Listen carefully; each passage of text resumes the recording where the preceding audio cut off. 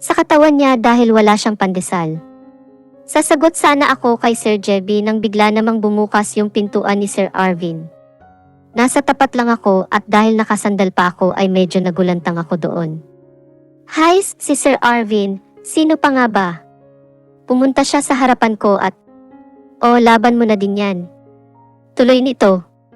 Wow, naghubad lang naman siya sa harap ko at inilagay niya sa bitbit kong marumihan niya ang t-shirt niyang hinubad. Laway mo, dyan na tumutulo, higrin. Tapos pumasok na ulit siya sa kwarto niya. Abat, ano o daw? Pinilit ko namang hinipo ang bibig ko kahit marami akong hawak. Ay meron nga. Buisit. Ano ba naman kasing katawan yon? Napaka. Oo na. Maganda na katawan niya at puro pandesal pala. Malay ko ba naman kasi no? Napaka-arting tao. Akalain mong may ganun siyang pangangatawan? Sexy. Tulungan na kita, medyo nagulat ako dun. Andito nga pala si Sir Jebby. Kakahiya naman. Kaya ko na, pinutol niya ang sasabihin ko kasi. Ngumiti SY. Ngumiti. Kinuha niya ang iba kong bitbit at sinamahan ako sa dirty kitchen kung nasaan ang washing machine. Ako naman itong parang sirang kinikilig. Feel na feel ko ang panonood sa biceps niya. Napapakagat labi pa ako. Lande. Sir Jebby, wag mo nang lalabhan yan Biro ko sa kanya nang maibaba niya sa tapat ng washing machine ang marumihan ni Sir Arvin. Napahawak naman siya sa batok niya at alanganing ngumiti pero ang cute pa rin niya. Hindi, Jana. Hindi kasi ako marunong maglaba. Sagot nito. Seryoso. Kung marunong ba siyang maglaba ay maglalaba talaga siya. Siseryosohin niya ang sinabi ko. Wo. Biro lang naman yun, Sir Jebby. Ikaw naman. May pahampas-hampas effect pa akong nalalaman sa braso niya. Yung totoo, Jana, nanananching lang ako. In fairness, tigas ng muscle. Nagkatawanan naman kaming dalawa. Sarap talagang kasama neto. Sarap ibulsa para sa akin na lang siya. Nagsimula na akong maglagay ng mga damit sa washing machine habang si Sir Jing naman ay umalis muna para kuhanin din yung madudumi niyang damit. Ayaw niya kasi akong paglinisin sa kwarto niya May sinisikreto ata. Sayang naman. Gusto ko pa man ding mapasok siya sa kwarto. Hoy, bawal mag-isip ng kung ano dyan ha. Huwag ganun. Gusto ko lang naman makita kung anong itsura ng kwarto niya. Kung may collection ba siya o wala. Kung may picture ng babae o ano pa. Ang kaso bawal Personal niyang nililinis ang room niya. Hi. Patapos na rin ako sa mga damit ni Sir Arvin. Sakto naman ang pagdating ni Sir Jebby na bitbit ang marumihan niya. May mga butil pa itong pawis mula sa mukha at sa katawan. Sa smell, lalong sumeksi ang nilalang na ito dahil sa pawis. Jana, pasensya na kung natagalan. Naglinis pa kasi ako ng room ko. Sabi niyang pinupunasan ang iba niyang pawis sa mukha. Gusto kong lumapit. Gusto kong ako ang magpunas ng pawis niya. Kaya laang manyak ko na ata. Oo, okay lang, okay, nangangatal lang te. Aish. Okay lang, pre, napaboses tuloy ako. Ayos ka lang ba, Jana? Masakit ba ang lalamunan mo? Sabi nitong papalapit sa akin. Ako naman itong napapaatras. Huwag kang lalapit. Huwag kang lalapit. Huwag ka nang lumapit. Utang na loob baka makasuhan ako ng rape ng di oras. Hoy, bilisan mo nga dyan. I'm hungry. Napahinto kami sa pag-atras abante ni Sir Jebby nang pumasok sa eksena itong pinsan ni Satanas.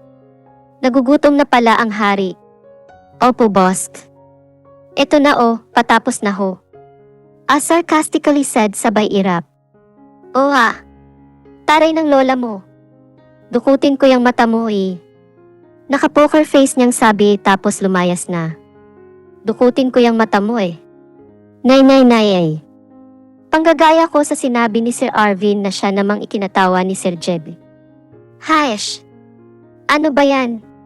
Lagi na lang akong nakakagawa ng kahiya-hiya sa harap ni Sir Jayco. You are very funny, Jana.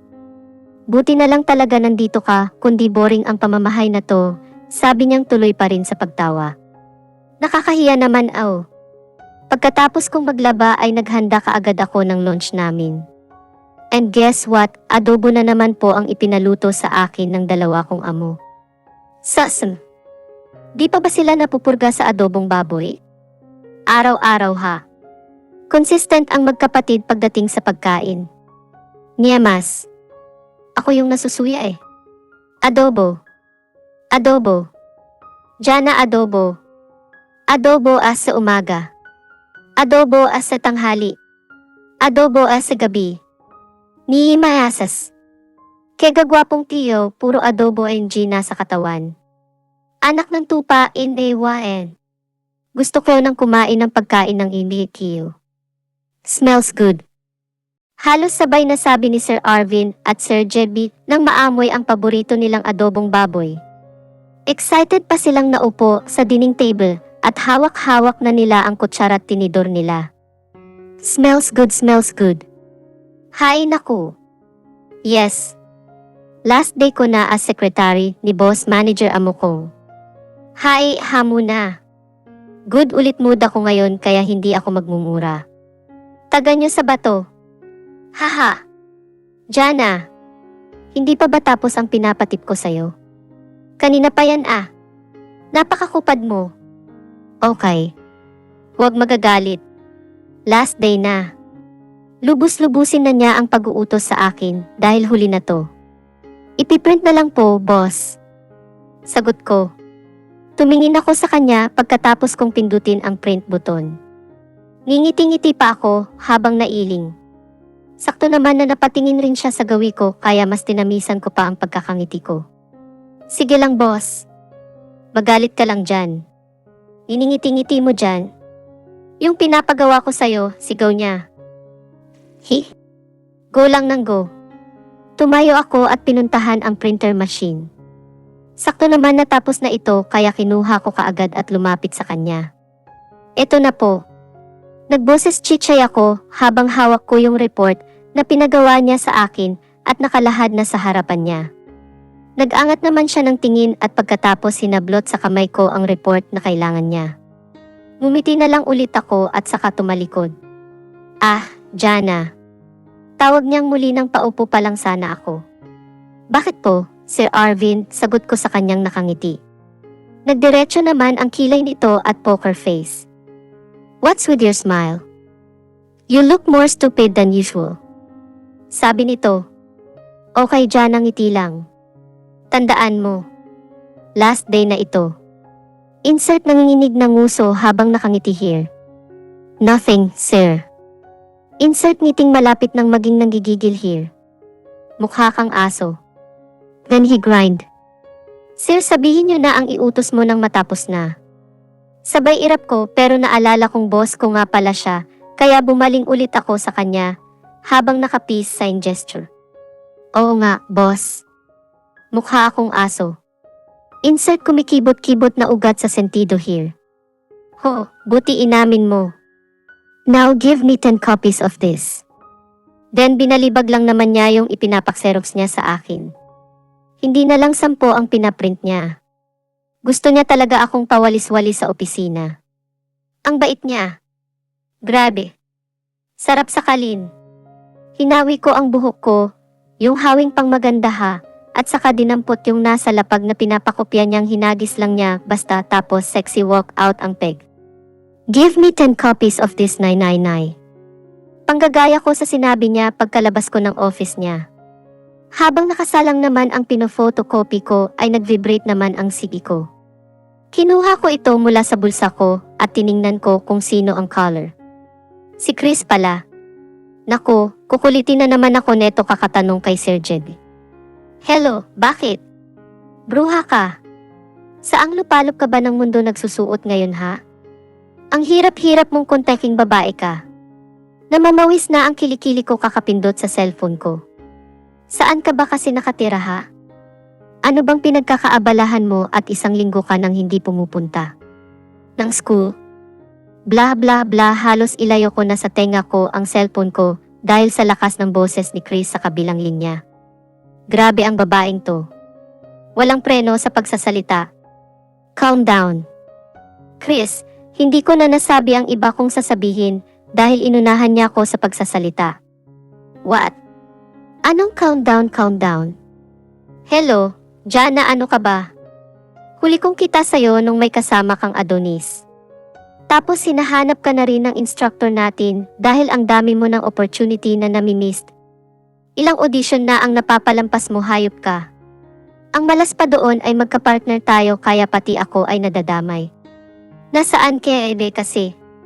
Sabihin na o alam kong gigil na si Chris sa kabilang linya. Tinawag na naman akong hayop eh. Makahayop talaga tong babaeng to. Kala mo siya hindi. And ano daw? Audition. Oh my goodness. Audition. Saan? Bakit hindi mo ako tinawagan kaagad, bruha ka? Bakit siningitan na naman niya ako sa pagsasalita? Hanip kang babae ka. Tawag ako ng tawag sa'yo pero naka-off palagi ang cellphone mo. Kailangan paulit-ulit. Buti nga ngayon at natsyempuhan kita. Kapag hindi ka pa pumasok bukas mapapatay na kita. Jana Denise, patay na, tinawag na niya ako sa buo kong pangalan. Patay na talaga ako kapag hindi pa ako pumasok bukas. Buti na lang at huling araw ko na ngayon as secretary ni Sir Arvin, kundi na ko baka pektusan na ako ng babaeng tigre na to, iba pa namang magtaray sa Chris. Hanep sa taray. Oo na. Papasok na ako bukas. Siguraduhin mo lang, Jana ha. Sure na, Chris. Okay. Chill ka dyan. Kamusta na nga pala si Jerby? Naging sweet naman yung pananalita niya nung banggitin niya si Sir Jem. Kagating ko na siya eh. Where teenage hell out wow you, Jana, sasagutin ko pa lang sana si Chris sa tinatanong niya nang dumagundong ang boses ni Ahem. Sino pa nga ba? None other than Boss Arvin. Sino yun, Jana? Tanong ni Chris sa kabilang linya. Nataranta ako at kinuha na ang mga kopya sa machine. Friend, bukas na lang okay? May ginagawa pa kasi ako. Hindi ko na hinintay ang pagsagot ni Chris, tapos in-end call ko na at ibinalik sa bulsa ang CD ko. Nagmadali naman akong lumapit sa boss ko at iniabot sa kanya ang mga pinafotocopy niya with matching smile pa. Si Chris naman kasi napakadaldal. Nakalimutan kong nagmamadali nga pala ang mahal na hari. Kiesas, ang kupad-kupad mo. Saka bumalik sa upuan niya at sumubsob na naman sa mga gawain niya. Pagkatapos ng 0 hours of working sa office ni Boss Arvin, ay tumuloy na kami ng bahay. Hindi na dahil tapos na ang paghihirap ko. Balik katulong na lang ulit ako. Ano kayang audition yung pupuntahan namin ni Chris bukas? Hayes! Kung ano pa man yon, kailangang makuha namin ni Chris kung ano mang role yun para ma-expose na ang mga beauty namin sa world. Boss! Salita ko nang makapasok na kami sa bahay ni Sir Arvin habang bitbit ko ang laptop, bag niya, bag ko. At mga folder. What? Walang ganang sagot nito. Ngiti Jana. Ngiti lang. Boss. Last day ko na ngayon diba? So what? Di ibig sabihin hindi ko na po kailangan na gumising ng maaga bukas at pumasok sa office nyo, nakangiti ko pa ring sambit. Nilingon naman niya ako at saka nag-form ng half smile yung lips niya. Malamang, Jana. And one more thing Gigising ka pa rin ng maaga dahil ikaw ang gumagawa ng breakfast ko. Sabi nitong naniningkit ang mata. Tumalikod siya sa akin. Last day na pala ng tatanga-tanga kong substitute secretary. Hi salamat naman. He murmured in a bored tone na talaga namang hindi napalampas ng pandinig ko. Abat walang ya. Tinawag pa akong tatanga-tanga ang sipag-sipag ko nga para sa isang sekretary. Kapal ng fes Siya tong makautos ng wagas. Wala nang ang bayad tapos ni, thank you wala. Ay hayop talaga. Sapatusin ko mukha niya Naku. Sinabi kong hindi ako magmumura ngayon Oh, Jana. May sinasabi ka, bumalik naman ang kaluluwa ko sa katawan ko nang marinig ko si Sir JB na winawagayway pa ang kamay nito sa tapat ng mukha ko. Ay, Sir Jane, ikaw pala. Sabi ko na lang at saka ngumiti. Yeah. Guwapo. Ano ulit yung sinasabi mo kanina? Tanong niya, kaya nangunot naman ang noo ko. Oh noes. Hindi kaya. Nailabas ko sa bibig ko ang nasa isip ko. Ano ba naman yan, Jana? Wala naman, Sir JB. Kumakanta lang ako. Sabi ko na lang. Stay away from her, JB. Baliw ang babaeng yan. Biglang sambit naman ni Sir Arvin na nasa second floor at nakadungaw sa amin tapos lumayas na rin. Nagkatinginan naman kami ni Sir JB. I look at him like, oh please wag kang maniwala dyan, utang na loob-loop. Mabuti na lang at ngumiti siya at nagshug lang ng balikat. Luto ka na, Jana. Sabi nito, please. Wag mo naman sabihing adobo. Dating gawi ha. Tuloy nitong maluwang at maaliwalas ang pagkakangiti. Tumataas-taas pa ang kilay. Oh darn. Adobo na naman po ang gusto ng mga lolo nyo. Hindi na ito makatarungan sa taste buds ko. Bye, Sir Jebby. Kumakaway-kaway pa ako sa papaalis na sasakyan ni Sir Jed sa gate. Feel na feel ko lang, bakit ba? Hoy baliw, pumasok ka na nga doon, hindi na ako magugulat kung sino man yang tumawag sa akin ng baliw. Ang aga-aga, ang sungit-sungit. Unti-unting nawala ang ngiti sa labi ko at ibinaba ko na rin ang kaninang kumakaway na kamay ko. I faced Boss Arvin at ngumiti ng ngiting aso. Yes boss, sagot ko sa kanya sabay saludo. Pinaningkitan lang niya ako ng tingin tapos nilampasan ako at sumakay na sa kanyang kotse. Sungit. Bulong ko sa sarili habang sinasara na ang gate. Pagkatapos kong urungan ang mga pinagkainan ay gumayak na rin ako papauntang school. Kailangang i-meet ko na ngayon si Chris kung hindi ay baka balatan na ako ng buhay nun. Nagsuot na rin ako ng presentableng damit dahil kailangan ko rin namang paghandaan ang audition. Naku! Buti dumating ka. Salubong sa akin ni Chris sa harap ng building ng school. Hindi pa ako nakakapagpaliwanag ay hinila na niya kaagad ako papasok sa pinara niyang taxi. Saan ba tayo pupunta? Singit ko sa kanya habang busy naman siya sa pagre-retouch at pagbubunganga sa akin. Huminto naman siya sa pagsasalita at mataray na tumingin sa akin. Jana, saan napunta ang utak? Sa siko. Di ba audition nga kako, sabay irap niya. Ikaw napaka mo. I mean, anong klaseng audition ba yan? Anong brand? Anong company? Alam ba ni... Sumabat siyang bigla. Ang daldal mo. Nagsalita ang hindi. Malalaman mo na lang kapag dumating na tayo doon. At isa pa, huwag choosy, te. Kapag sumikat na tayo. Yon. Dun ka na mag-inarte. Oo na, siya na. Di na ako magsasalita. Mag-retouch ka na din. Tuloy pa nito pero hindi ko siya pinansin. Hinawakan niya ang baba ko at iniharap sa kanya at saka nilagyan-lagyan ako ng pinapahid niya kanina sa mukha niya. Tampo ka na niyan. Nabara lang kita ng konti sabi nito sabay ngiti. Ba, marunong pala itong maglambing. Hindi Pagkakaila ko. Tiningnan niya ako na para bang pinag-aaralan ang ekspresyon ko tapos. Araay naman. Reklamo ko habang hinihimas ang pinitik niyang noo ko. Bakit ka ba namimitik dyan? Ang sadista talaga neto. Huwag ka nang magtampo, te. Hindi bagay sa'yo Ako nga ang dapat magtampo sa'yo dahil 1 linggo rin akong walang kasama sa school. Siya naman ngayon ang nagdadrama. Hay! Hindi bagay sa'yo ang nagdadrama, Chris. Biro ko sa kanya pero seryoso pa rin ang mukha ko. Wala lang, trick ko lang siyang asarin. Sige na. She rolled her eyes. Sabi na nga Mabilis lang mapikon yan. Kiniliti ko siya sa tagiliran kaya naman napahagikik siya. O sige, siya na bipolar. Pagkatapos tawa nito. Huminto ang sinasakyan naming taxi sa harap ng isang kalakihang building. Nakatayo kami sa harapan nito at binasa ko ang nakasulat sa ituktok ng gusali. Laboratory, ano namang gagawin namin dito? Nagkatinginan kami ni Chris. Siya nakangiti, ako naman nakaguhit ang pagtataka sa mukha ko.